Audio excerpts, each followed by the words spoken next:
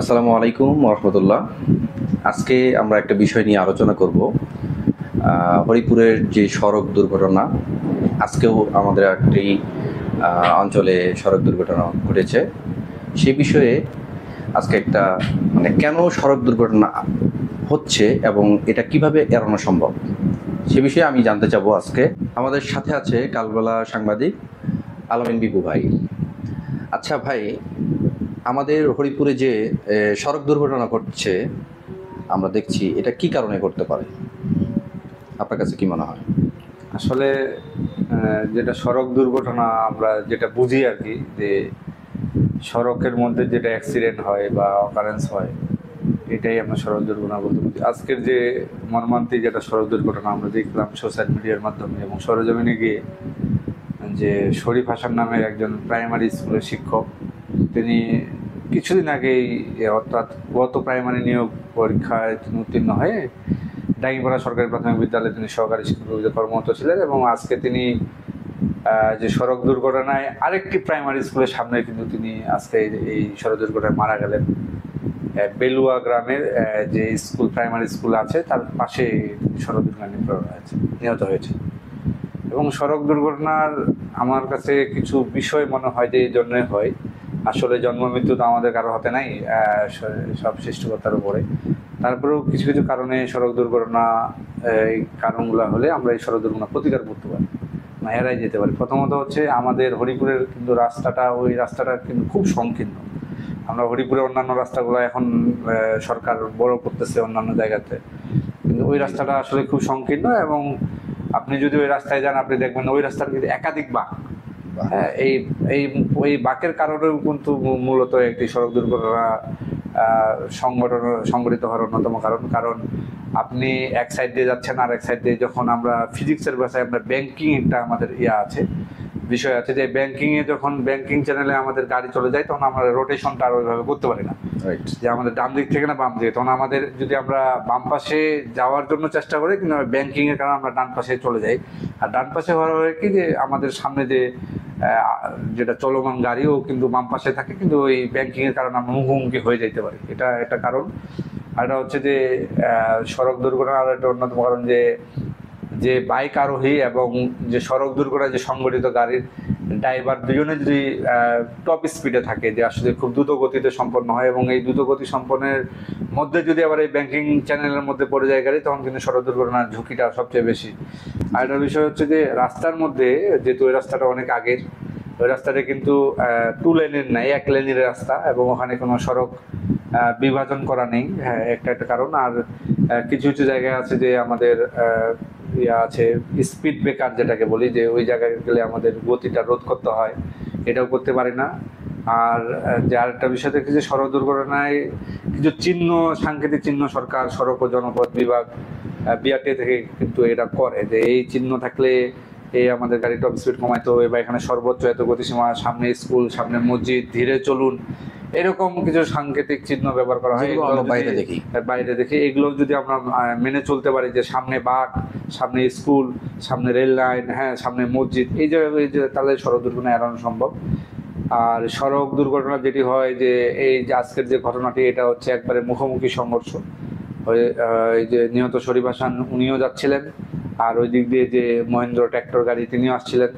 যাই হোক, হয়তো বা দুজনেই টপ স্পিডে ছিলেন, দুজনে কন্ট্রোল করতে পারেননি, যার কারণে সড়ক দুর্ঘটনা হয়ে যায়। যদিও জন্ম মৃত্যু আমাদের হাতে নেই, সৃষ্টিকর্তার হাতে। এই ঘটনাগুলো যদি আমরা এড়াই চলতে পারি, তাহলে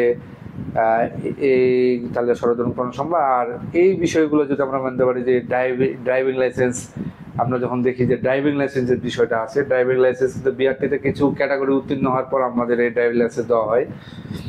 তো এই ড্রাইভিং লাইসেন্স যদি আমরা যথাযথ পরীক্ষার মধ্যে উত্তীর্ণ হতে পারি, তাহলে আমাদের এই চিহ্নগুলো জানা যাবে। আরেকটা বিষয় হচ্ছে যে বর্তমানে যে হরিপুরে বেপরোয়া গতিতে মহেন্দ্র গাড়ি চলে, আজকে যে সংঘটিত হয়েছে সেই গাড়ি না, এরা কি লাইসেন্সের আওতায় এসেছে? আমার জানা মতে যে এদের কোনো লাইসেন্স নাই। হ্যাঁ, এদের কোনো লাইসেন্স নাই। হ্যাঁ, যারা ট্রাক চালায় বা যারা হালকা ভারী যান বা ভারী যান তাদের এটা আছে। কিন্তু বর্তমানে যে ট্র্যাক্টর মহেন্দ্র করা চালায় এদের কাছে দেখবেন ড্রাইভার যে দক্ষ আছে ওর চেয়ে হেল্পাররা বেশি চালায়। আচ্ছা আচ্ছা। এই জন্য একটা কারণ হয়ে যায় যে কন্ট্রোলিং এর একটা বিষয় থাকে। এটা তাহলে তো আপনার আমার জীবনের যে নিরাপত্তাহীনতা আমরা ভুগছি। হ্যাঁ, নিরাপত্তাহীনতা ভুগছি। এই জন্য উভয়কেই সতর্ক হওয়া জরুরি। যারা ওই মহেন্দ্র গাড়ি যারা চালায় তাদেরকেও সতর্ক হওয়া জরুরি, আর যারা বাইক নিয়ে বা অন্যান্য যানবাহন রাস্তায় তাদেরকেও একটু সতর্ক হওয়া জরুরি।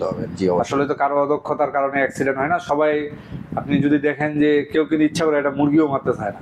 হ্যাঁ, যে যত বড়ই পাষাণ ব্যক্তি হোক, একটা মুরগি বাঁচাতে দেখবেন হাইড্রোলিক চাপে সে কিন্তু সড়ক দুর্ঘটনায় পতিত হয়ে হাত ভেঙে যায়, পা ভেঙে যায়, নিজের শরীরে ছালও চলে যায়। এখন যেটা অ্যাক্সিডেন্ট হয়ে গেছে এটা আসলে আমাদের কারো হাত নেই, এটা একটা মৃত্যু সংঘটিত মৃত্যু হয়ে ছিল এইভাবেই।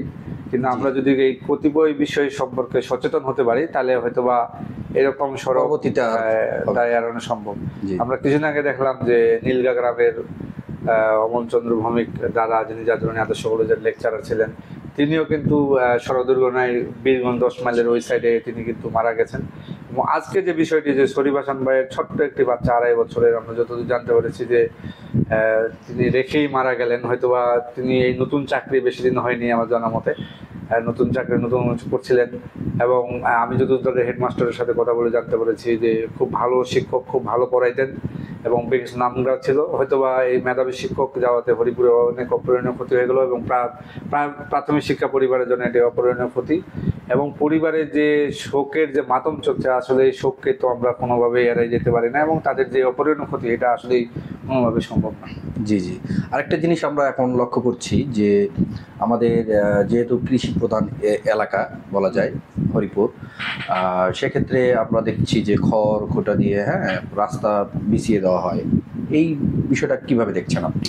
এই বিষয়টা মানুষরা কিভাবে দেখে? এর আগের হরিপুর উপজেলা নির্বাহী কর্মকর্তা জনাব আব্দুল করিম স্যার যখন ছিলেন, তখন আমরা হরিপুরের যে স্বেচ্ছাসেবী সংগঠন যখন করোনার সময় আমরা কাজ করেছিলাম, তখন আমরা এই বিষয়গুলোতে খুব তদারকি করছি। তো আমরা যখন স্যারকে ইনফর্ম করতাম, স্যার আসে এগুলোর বিরুদ্ধে কঠিন অ্যাকশন নিত। আর আমাদের যেটা এখন হয়ে গেছে যে হরিপুরে তো এখন 1.5 মাস ধরে ইউনো নাই, এসএলএন তো প্রায় 6 মাস ধরেই নেই। নতুন ইউনো আসবে, উনি হয়তো বা এই বিষয়গুলো দেখবে। আর সে প্রশাসন আসলে আজকে বাধা দিল, কালকে আবার। এখানে প্রশাসনের এই বাধা দেওয়াতে আমি মনে করি যে নিজেদেরকে সচেতন হতে হবে।